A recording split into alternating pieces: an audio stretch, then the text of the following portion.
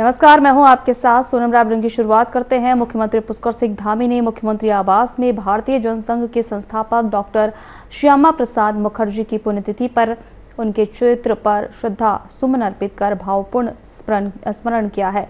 उन्होंने कहा है कि डॉक्टर मुखर्जी का जीवन राष्ट्र की एकता, अखंडता और सांस्कृतिक राष्ट्रवाद के प्रति समर्पण का प्रतीक है। उन्होंने देश हित को सर्वोपरि रखते हुए राष्ट्रीय एकीकरण के महत्वपूर्ण योगदान दिया है। मुख्यमंत्री ने उनके त्याग, संघर्ष और राष्ट्र सेवा को याद करते हुए उन्हें विनम्र श्रद्धांजलि अर्पित की है और उनके आदर्शों को भावी पीढ़ियों के लिए प्रेरणा स्रोत बताया है।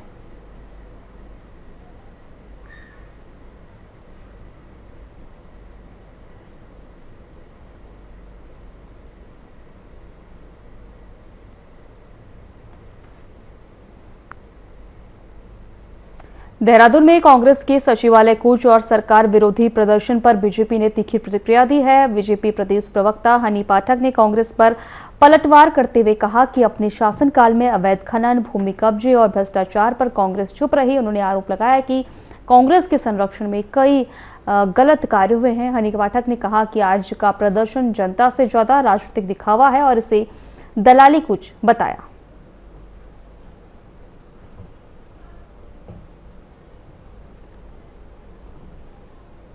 देखिए, ऐसा को पहले तो अपने ही कांग्रेस कार्यालय में जाकर दलाली कूच जो होनी है वो करना चाहिए।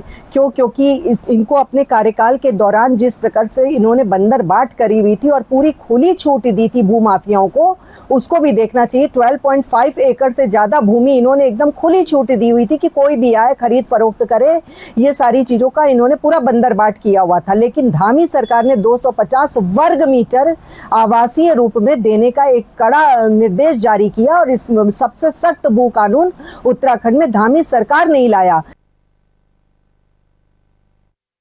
खबरों में आगे बढ़ते हैं। कांग्रेस की ओर से भू माफियाओं को संरक्षण देने के आरोप के साथ किए गए सचिवालय घेराव पर कैबिनेट मंत्री सौरभ बहुगुणा ने तीखा पलटवार किया है। बहुगुणा ने कहा कि कांग्रेस के पास अपने आरोपों के समर्थन में कोई तथ्य नहीं है और वह केवल झूठ के आधार पर राजनीति कर रही है। उन्होंने कहा कि कांग्रेस नेता राहुल गांधी की तरह हिट एंड रन की राजनीति करते हैं और जनता को गुमराह करने का प्रयास करते हैं। मंत्री ने कहा कि कांग्रेस सड़क से लेकर सदन तक केवल बेबुनियाद आरोप लगाने का काम कर रही है।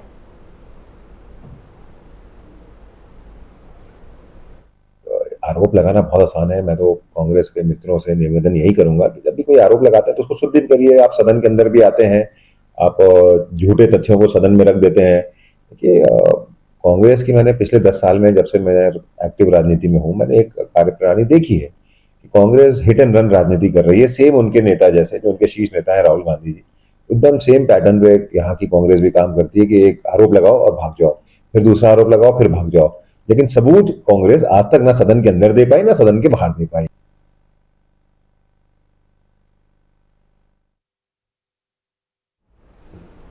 भूमि घोटाले और भूमाफियाओं को संरक्षण देने के लिए कांग्रेस के आरोपों पर विजय ने पलटवार किया।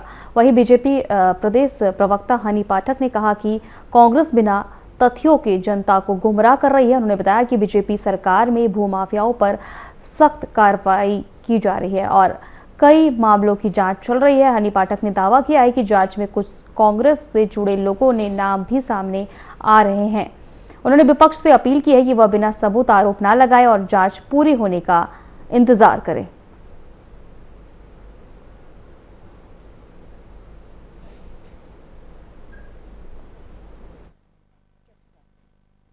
देखिए, करने को कुछ तो चाहिए। एक कहावत है ना कि बेकार आदमी कुछ किया कर, स्वेटर उधेड़ कर बिना कर। तो इस समय कांग्रेस की हालत एकदम वही हो चुकी है। सख्त से सख्त भू कानून लाने वाली अगर कोई सरकार रही है तो वो भारतीय जनता पार्टी की ही सरकार रही है। और जिस तरीके से भू माफियाओं की बात करें तो सारे भू माफिया तो आप ही के यहाँ भरे हुए हैं। अब जब जिस तरह से जांचें हो रही हैं, नाम उजागर हो रहे, तो छिटक छिटक के आप ही के लोग सामने आ रहे हैं। तो पहले उन सब चीजों को देखें, समझें, उसके बाद इस तरीके की हरकत करें।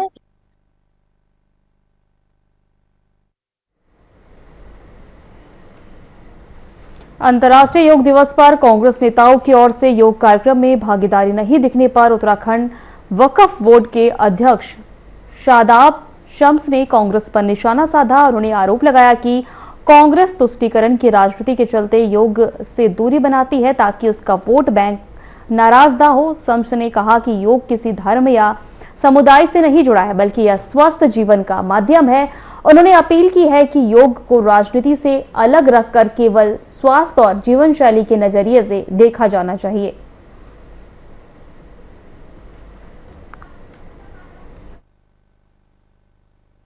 यही डर है कांग्रेस के नेताओं को। हमें तो यही लग रहा है कि उनको लगता है कि अगर वो योग करेंगे, कहीं मुस्लिम समाज योग करने लग गया और भारत का ये योग का डंका जो पूरे विश्व में बज रहा है ये यहां भी बजना शुरू हो गया, तो इनकी जो बांटने वाली राजनीति है वो समाप्त हो जाएगी। कांग्रेस बांटने की राजनीति करती है, अगर जोड़ने की राजनीति करती तो सर्वे भवन्तु सुखिना, सर्वे सन्तु निरामया, सर्वे भद्राणि पश्यन्तु, मा कश्चित् दुःख भाग् भवे, इसकी बात तो करती ना, लेकिन नहीं कर रही है। उसके पीछे रीजन है कि उनको लगता है कि ये वोट बैंक पॉलिटिक्स कहीं उनकी नुकसान। राजनीति इतनी नीचे गिर गई है, इतनी नीचता पे आ गई है कि अब योग को भी राजनीति में घसीटा जा रहा है।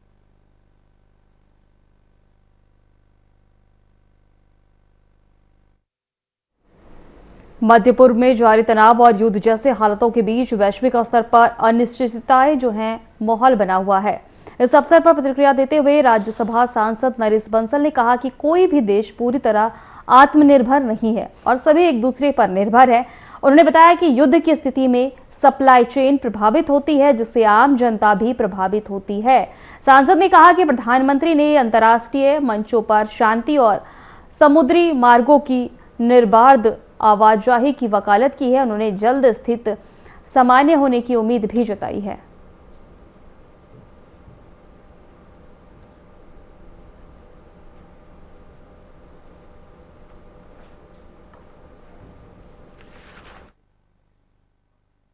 देखिए, जब देश में आज सभी देशों के साथ सबके संबंध हैं और सब एक दूसरे पर निर्भर हैं, कोई भी पूरी तरह आत्मनिर्भर नहीं है। यद्यपि हम कोशिश कर रहे हैं कि देश आत्मनिर्भर बने मोदी जी के नेतृत्व में, लेकिन अभी जो स्थिति है और अंतर्राष्ट्रीय जगत में जब युद्ध के बादल होते हैं तो अनिश्चितताएं बढ़ती हैं। शांति होती है तो ठीक प्रकार से सब चलता रहता है, सप्लाई चेन बाधित नहीं होती है। अभी जो ईरान और अमेरिका के बीच शांति के प्रस्ताव हस्ताक्षर हुए थे,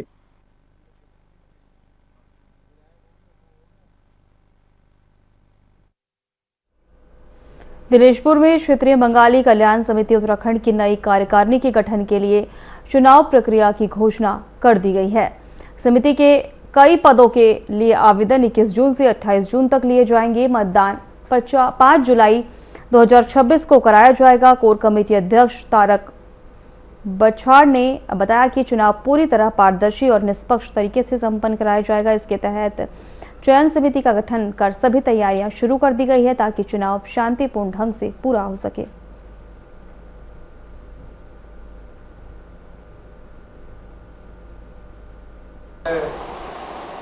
शिवपाल गोलदार जी ये भी कोर कमेटी में है, वीरेंद्र मंडल जी कोर कमेटी में है और निरंजन गरामी जी है, नरेश तपाले जी, विकास बैरेगी जी, गोपाल चक्रवर्ती जी।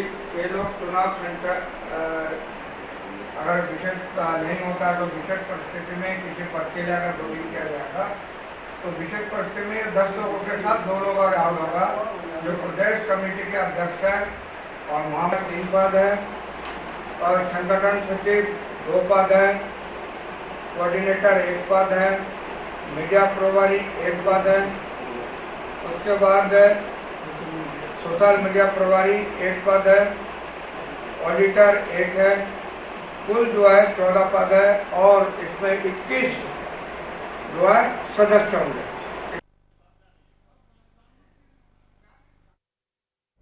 दिनेशपुर क्षेत्र में चल रहे विशेष एसआईआर अभियान की प्रगति का जायजा लेने के लिए एसडीएम ऋचा सिंह विभिन्न बूथों और शिविरों में पहुंची हैं। उन्होंने बीएलओ और शिक्षा विभाग की संयुक्त टीम द्वारा किए जा रहे कार्यों की समीक्षा की है। एसडीएम ने बताया है कि अभियान का लगभग 50% काम पूरा हो चुका है और टीमें तेजी से कार्य भी कर रही है। उन्होंने लोगों से अपील की है कि वे आवश्यक दस्तावेज समय पर उपलब्ध कराएं ताकि यह अभियान 100% सफल हो सके और सभी कार्य समय पर पूरे किए जा सके। नहीं निकल रही है, क्योंकि जो हमारा SIR का काम हो रहा है प्रत्येक बूथों पर और फील्ड में जाकर जो हमारे BLO उनके साथ जो शिक्षा विभाग से अधिकारीगण लगे हुए हैं, जो टीचर्स लगे हैं, वो टीम एक काम कर रही है। तो उसको देखने के लिए कि इन लोगों को कहीं कोई समस्या नहीं आ रही है, इनकी प्रगति क्या है पूरे क्षेत्र में, इसमें आज तहसील की टीम भ्रमण कर रही है। उसी क्रम में मैंने ये बूथ देखा है। तो अभी इनका काम है, अच्छा काम इनका चल रहा है, इनका 50% काम लगभग इनका होने वाला है। इस प्रगति के लिए ही निरीक्षण हो रहा है और मेरी लोगों से अपील है कि वो जो BLO उनसे डॉक्यूमेंट मांग रही है, जो उनके पास जो डिटेल है, वो उनको उपलब्ध करा दे, जिससे शीघ्रता से इस कार्य को पूर्ण किया जा सके। आगामी मानसून को देखते हुए कैबिनेट मंत्री खजान दास ने राजपुर विधानसभा क्षेत्र की तैयारियों की समीक्षा की है। उन्होंने अधिकारियों को नालों की सफाई, सड़कों की मरम्मत और पेयजल व्यवस्था समय पर पूरी करने के निर्देश दिए हैं। बैठक में जल भराव और सफाई व्यवस्था पर खास जोर दिया है। मंत्री ने MDDA अधिकारी की अनुपस्थिति पर नाराजगी जताई और सभी विभागों को आपसी समन्वय से काम करने को कहा है। अधिकारियों ने बताया है कि ब्राह्मणवाला आढ़त बाजार शिफ्टिंग 95% पूरी हो चुकी है और स्मार्ट वाटर ड्रेनेज परियोजनाओं को मंजूरी मिल गई है। देखते हुए एक सभी कार्यदायी जो संस्थाएं हैं जो शहर के अंदर काम कर रही है, उसकी एक बैठक आहूत की गई है और सभी विभागों के अधिकारियों को ये निर्देशित किया गया कि मानसून आने से पहले अपने अपने डिपार्टमेंट में जो वर्क होने हैं, चाहे वो सफाई व्यवस्था को लेकर के हो, चाहे नाले हो, उनकी सफाई होनी चाहिए। जो सड़कें खुदी हुई है उसको ठीक किया जाए, ये आज निर्देशित किया गया है, ताकि समय पे काम अगर होगा तो फिर। मॉनसून सीजन को देखते हुए उत्तराखंड में 2 जुलाई को राज्यव्यापी मॉक ड्रिल आयोजित की जाएगी। आपदा प्रबंधन सचिव विनोद कुमार सुमन ने बताया कि प्रदेश में करीब 70 स्थानों पर राहत और बचाव तैयारियों का परीक्षण किया जाएगा। इसमें सभी जनपदों के साथ मुख्यमंत्री, मुख्य सचिव और कई विभागों के अधिकारी शामिल होंगे। इस दौरान आधुनिक आपदा उपकरणों प्रबंधनों की प्रदर्शनी भी लगाई जाएगी। मॉक ड्रिल के बाद कमियों की समीक्षा कर आपदा प्रबंधन तंत्र को और अधिक मजबूत बनाया जाएगा।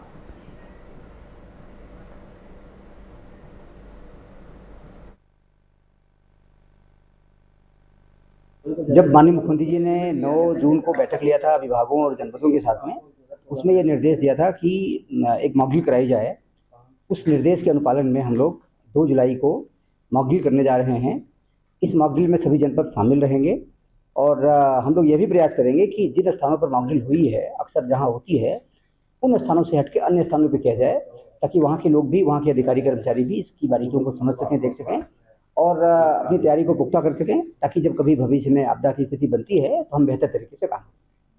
इसमें सभी विभाग रहेंगे और इसके साथ साथ जो आपदा से राहत बचाव के उपकरण। पौड़ी की नवनियुक्त जिलाधिकारी स्वाति एस भदौरिया ने लक्ष्मण झूला स्थित प्राथमिक स्वास्थ्य केंद्र का निरीक्षण किया है। इस दौरान उन्होंने स्वास्थ्य सेवाओं और कांवड़ यात्रा की तैयारियों को लेकर अधिकारियों को सख्त निर्देश दिए हैं। डीएम ने अस्पताल परिसर की साफ सफाई, दवाओं की पर्याप्त उपलब्धता और मरीजों को बेहतर सुविधा सुनिश्चित करने पर जोर दिया है। उन्होंने कहा है कि कांवड़ यात्रा के दौरान किसी भी प्रकार की लापरवाही बर्दाश्त नहीं की जाएगी। किसी की भी निरीक्षण के दौरान उन्होंने पेयजल, विद्युत आपूर्ति और अन्य मूलभूत सुविधाओं की स्थिति की भी समीक्षा की और उन्हें दुरुस्त रखने के खास निर्देश दिए हैं।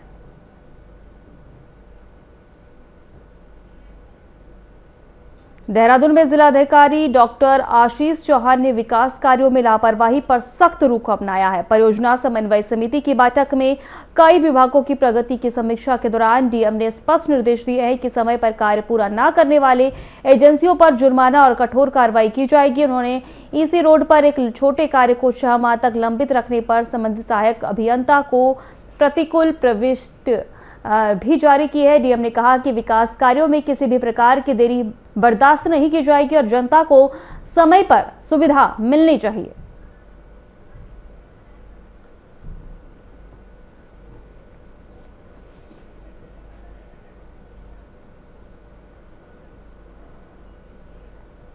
देहरादून की धौलास आवासीय परियोजनाओं का निर्माण कार्य पूरा हो चुका है। परियोजनाओं में पेयजल, बिजली आपूर्ति और एसटीपी सहित सभी जरूरी सुविधाएं उपलब्ध करा दी गई है। अधिकारियों के अनुसार जुलाई के अंतिम सप्ताह में आवंटियों को कब्जा देने की प्रक्रिया शुरू कर दी जाएगी। एमडीडीए की ओर से लाभार्थियों को बसाने की तैयारियां अंतिम चरण में है। इस परियोजना से शुरू होने से लोगों में बेहतर आवासीय सुविधाएं मिलेंगी और क्षेत्र में आवास की समस्याओं से भी राहत मिलेगी।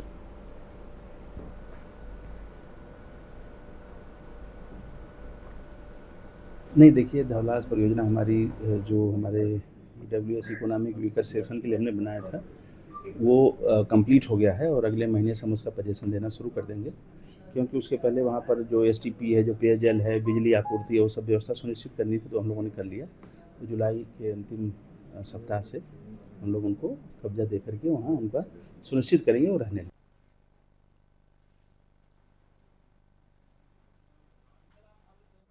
उत्तराखंड पर्यटन विभाग एडवेंचर टूरिज्म को बढ़ावा देने के लिए नए अवसर तलाश रहा है। पर्यटन सचिव धीरज सिंह गर्ब्याल ने बताया है कि हाल ही में हुए पर्यटन विकास परिषद की बैठक में वर्ष भर की गतिविधियों का कैलेंडर जारी किया गया है। टोंस नदी के रिवर राफ्टिंग के लिए नए क्षेत्रों का सर्वे पूरा हो चुका है और जल्द गतिविधियां शुरू हो जाएगी। गंगोत्री क्षेत्र में स्नो लेपर्ड टूरिज्म शुरू करने की भी तैयारी है, जिससे राज्य में पर्यटन को नया आयाम और बढ़ावा मिलेगा।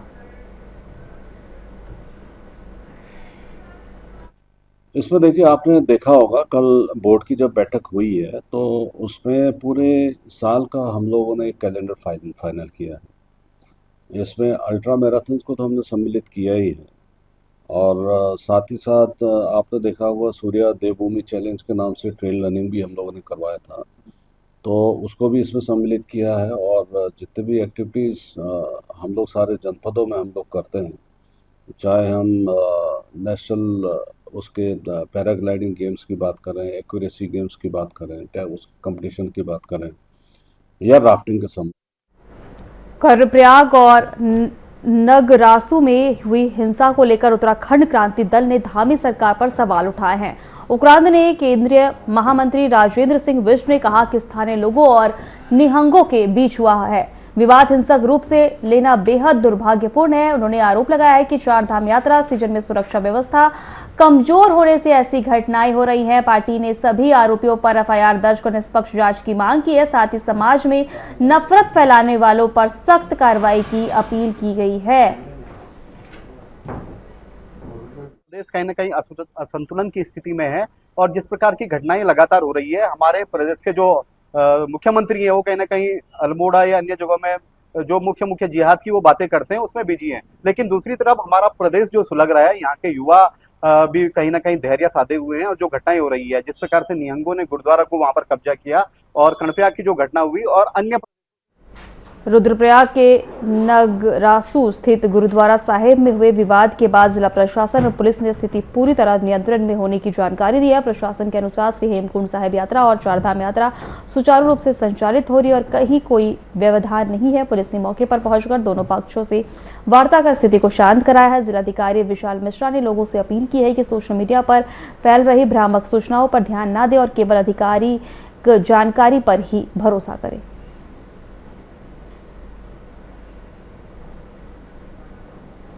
सूचना प्राप्त होती है कि नगरासू गुरुद्वारा में दो पक्षों में विवाद हो गया है और उनके बीच बहस हो रही है। ये सूचना प्राप्त करने पर चौकी घोलतीर की फोर्स वहां पर पहुंचती है और उनके द्वारा वहां पर शांति व्यवस्था कायम की जाती है और मामले की पूर्ण जानकारी ली जाती है। जानकारी लेने पर यह पता चलता है कि गुरुद्वारे के सेवादारों नगरासू में जो घटनाक्रम हुआ है उसके संदर्भ में मैं बताना चाहूँगा कि यहाँ पर स्थित गुरुद्वारे के अंदर ही आपसी विवाद हुआ था और इसमें इस विवाद को मॉनिटर करने के लिए, शांति व्यवस्था बनाए रखने के लिए पुलिस और प्रशासन वहाँ पर मुस्तैदी से उपस्थित है। किसी प्रकार का कोई व्यवधान नहीं है, सभी कुछ शांतिपूर्वक चल रहा है और किसी प्रकार की। थराली सामुदायिक स्वास्थ्य केंद्र के पास जली हुई सरकारी दवाइयों के मामले में स्वास्थ्य विभाग ने जांच शुरू कर दी है। मुख्य चिकित्सा अधिकारी चमोली के निर्देश पर गठित टीम ने अस्पताल पहुंचकर स्टॉक रजिस्टर और संबंधित दस्तावेजों की जांच की है। टीम ने दवाइयों को जलाए जाने वाले स्थान का भी निरीक्षण किया है। जांच के दौरान एक सरकारी आवास में एक्सपायरी दवाइयों और मास्क का जखीरा भी मिला। जांच में अधिकारी भगवती प्रसाद पुरोहित ने बताया कि 7 दिनों के भीतर पूरी रिपोर्ट मुख्य चिकित्सा अधिकारी को सौंपी जाएगी। ये न्यूज़पेपर में प्रकाशित न्यूज़ थी, इसके रिगार्डिंग में सीएमओ साहब ने हमें जो है एक कमेटी गठित करके जो है यहाँ पे जांच करने के लिए निर्देशित किया गया था। उसके परिपालन में मैं आज सोमवार को यहाँ आया हुआ हूँ और जांच चल रही है। बहुत जल्दी ये जांच की रिपोर्ट सीएमओ साहब को दे दी जाएगी। सर, जहाँ पे एक्सटेंड किया गया है वहाँ पे जितना भी हमें साक्ष्य है उसका हमने प्रिजर्व कर लिया गया है और उसको भी हम प्रस्तुत करेंगे। तो क्या कोई दवाइयों के अवशेष वहाँ पे जिस तरीके से पहले देखा भी कुछ जले हुए वहाँ पे सामान मिला हुआ है, उनको हमने प्रिजर्व कर लिया गया है और उनको हमने जो है हम रिपोर्ट में इसको संलग्न कर रहे हैं। जो स्टॉक पूरी हम स्टॉक चेक करते हैं कि दवाइयाँ कहाँ कहाँ आई गई हैं, कहाँ कहाँ वो चेक की गई हैं, कहाँ कहाँ दी गई हैं, तो उसका पूरा हम चेक करते हैं। कितने दिन 3 से 4 दिन जांच में लगेंगे। रुड़की के मंगलौर वार्ड नंबर 18 के सभासद बाबू भाई के आवास पर श्री गंगा माता चैरिटेबल हॉस्पिटल की ओर से निःशुल्क नेत्र जांच शिविर लगाया गया। इसमें सैकड़ों लोगों ने अपनी आंखों का परीक्षण पर लाभ उठाया। ये बाबूभाई के थ्रू लगाया जाता है और बाबूभाई जो है मेंबर है हमारे वार्ड के, वार्ड नंबर 18। इसमें जो है कि आ गए हैं, ये अच्छा काम कराते हैं और मेमोरी का काम अच्छा करते हैं। तो कितने लोगों को फायदा मिला? 200 से 250 आदमी अभी तक आ चुके हैं दिखाने के लिए। चेकअप आँख का करा रहे हैं। यहाँ पे ये गंगा माता हॉस्पिटल का कैंप लगवाया हूँ मैंने। इनका जिसका ऑपरेशन होना है, किसी भी आँख में लेंस चलना है, लाना ले। सिलाकोई क्षेत्र में हुई चोरी की घटनाओं का खुलासा करते हुए दून पुलिस ने अंतर्राज्यीय चोर गिरोह के 2 बदमाशों को गिरफ्तार किया है। पुलिस ने इनके पास से 40 लाख रुपए बरामद किए हैं। इसमें सहसपुर क्षेत्र में लगातार 4-5 चोरियां हो रही थी हमारे सहसपुर थाना क्षेत्र में, जो इंडस्ट्रियल एरिया भी है हमारा। उसमें चोरियों पे लगातार पुलिस और एसओजी, हमारी जो देहात की एसओजी है, वो मिलकर काम कर रही थी। इसमें 2 लोगों के बारे में फिलहाल हमारे खास बुलेटिन में इतना ही। नमस्कार। जो है